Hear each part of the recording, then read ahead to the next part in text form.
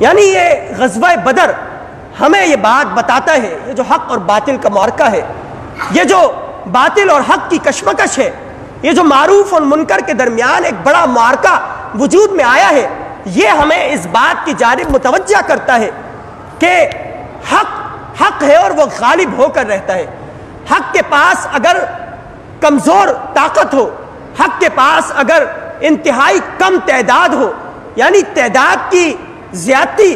یہ حق کے لیے ضروری نہیں ہے، بلکہ اگر کمزور ہو، کم تعداد رکھنے والے ہوں، اس کے مقابلے میں باطل انتہائی زیادہ طاقت لے کر اور انتہائی زیادہ قوت لے کر آئے، لیکن دل کے اندر اگر ایمان موجود ہے تو وہ باطل قوت وہ شکست سے دوچار ہو جاتی ہے۔ یہ غزوہ بدر، یہ سارے واقعات ہمیں یہ بات بتاتے ہیں کہ اسلام یہ ایک مکمل ضابطہ قانون رکھنے والا، ایک مکمل ضابطہ قانون رکھنے والا دین ہے، ایک ایسا دین کہ جسے غلبہ ہر حال میں ملنا ہے۔ وہ جو نبی کریم صلی اللہ علیہ وسلم نے فرمایا کہ اسلام یہ تو بڑھ کر رہے گا اور پھیل کر رہے گا، چاہے کوئی شخص عزت کے ساتھ قبول کرے، چاہے کوئی ذلت کے ساتھ قبول کرے، بالآخر اسلام وہ تمام ادیان باطلہ پر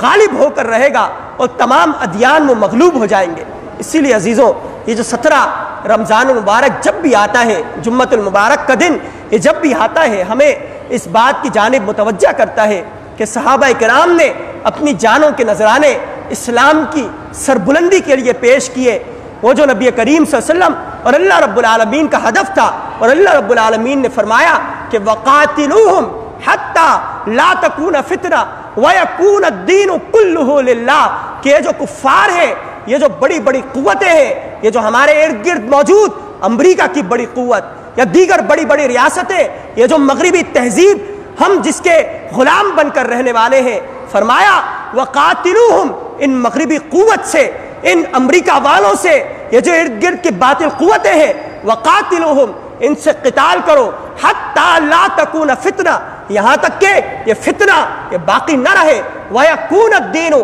كُلُّهُ لِلَّهِ اور دین پورا کا پورا اللہ کا دین وہ غالب آ جائے اور تمام کے تمام دیگر ادیان وہ مغلوب ہو جائے اور اسلام کی ماتحتی اختیار کر لے اور اسلام کے تحت رہتے ہوئے اپنی زندگی گزارے۔